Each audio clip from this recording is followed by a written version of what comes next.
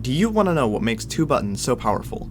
Or how an 8-year-old game can still give us lessons in telling a story? Well, recently, I finally tried the massively popular horror game Five Nights at Freddy's, and it took me only minutes to understand why it was so successful. In fact, I won't even need to touch the whole external rabbit hole to show you why this game is, simply put, a masterpiece. Get ready to dive into how a game with only one room built a legacy.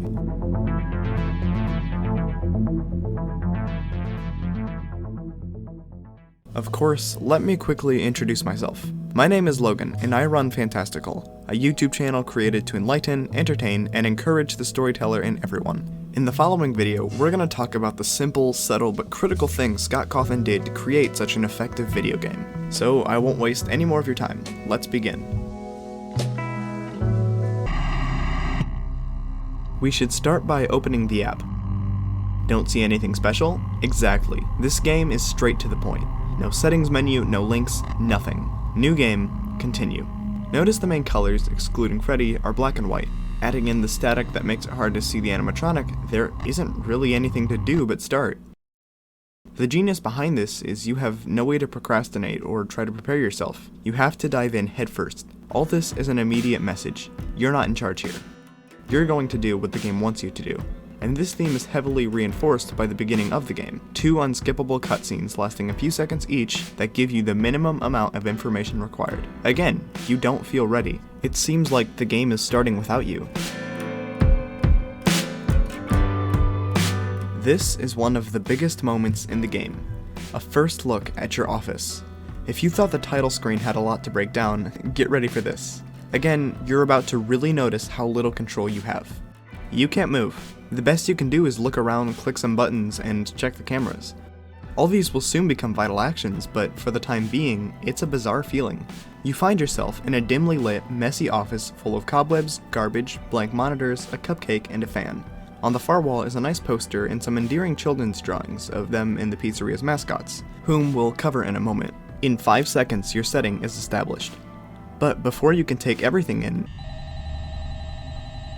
the phone rings. Again, this game moves on its own timeline. On the other end is a recorded message from a man that most people call Phone Guy. He's a fellow employee that sends you a call every shift and either guides you through important elements of the game, or just serves as comic relief. Phone Guy gives you a brief, somewhat unsatisfactory explanation of how your office works, and then the message ends. Now you're alone in an office, in the dark. The game's rules are simple. You can check your cameras to keep tabs on the animatronics, turn on lights to see if some of them are at your doors, and close said doors to keep everyone out. Of course, the drawback is your power system. According to Phone Guy, budget cuts are restricting you from unlimited power, and using any of your options drains it even faster. Now you're having to cut corners, take uncomfortable risks, and deal with the overall stress of running out of electricity. Let's call all of this information a stage. Now it's time to meet our actors.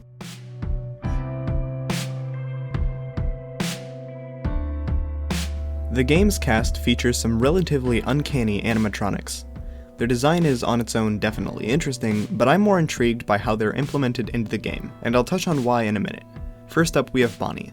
Notice how similar his build is to Freddy's. You're already at least somewhat familiar with the bear, and with the bunny being so similar in design, it totally makes sense that he's the most common, straightforward animatronic of the bunch. He walks up to your office and shows up at your door. No gimmicks, it's familiar. Next is Chica, the second most common enemy.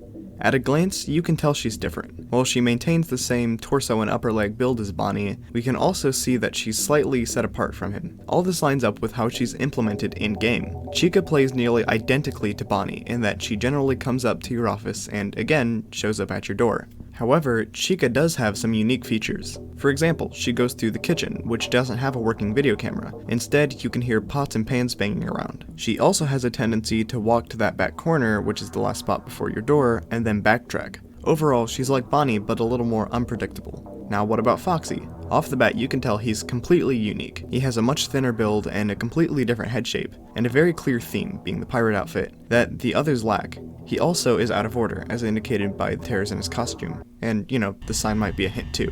As you may have guessed, he doesn't act like the other animatronics at all. Foxy will occasionally come out of his cove and sprint down the halls towards your office, catching you if you don't shut the door in time. He's incredibly chaotic, but strangely kind of fun presence on the scene. Finally, we have the one face that's been plastered absolutely everywhere. Freddy. He's obviously the main character at the pizzeria, and as such, he makes a very interesting final boss, if you will. He normally shows up on nights 4 and 5, and is much harder than his counterparts. You might notice that he takes one trait from each of the other animatronics. He plays like Bonnie, moving through the halls, uses the kitchen like Chica, and bypasses the phase of getting caught by your light, similar to Foxy. On top of that, he hides in the shadows, has a creepy laugh when he moves, and can't attack you when the active camera is on him. Freddy is such an interesting and ominous presence in the game that ties everything together. But why did I just go over all this? The animatronics obviously can't speak, so visual and gameplay design was used to turn the robots into characters. It's the simple things that come together to give us our iconic Five Nights at Freddy's cast.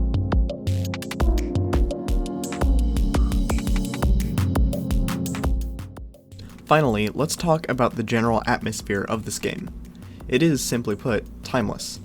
At some points it feels like an old point-and-click game with its relatively simple mechanics and graphics, but it's still a high enough quality to be distinguishable as modern. It honestly feels like an indie game that could come out today in 2023. While in many horror games you want to hide in your comfort zone, this game doesn't really give you one. The aesthetic changes throughout the night. We go from calm to eerie to stressful to hectic. The consistent themes with static, the black and white color scheme, the font, and the sound design perfect the atmosphere of Five Nights at Freddy's. Speaking of sound design, I'd highly recommend this video, I'll link it in the description, to watch next, which covers how audio plays a massive role in this game. But before that, let's finish our analysis.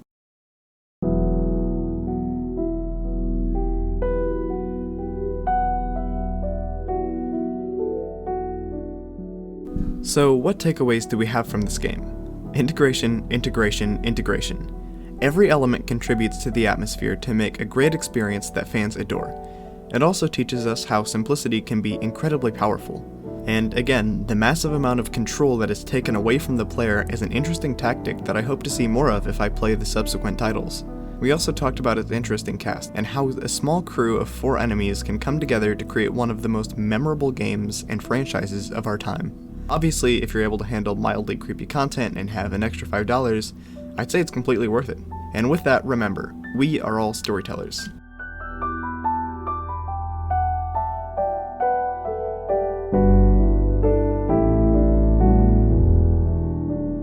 Hello.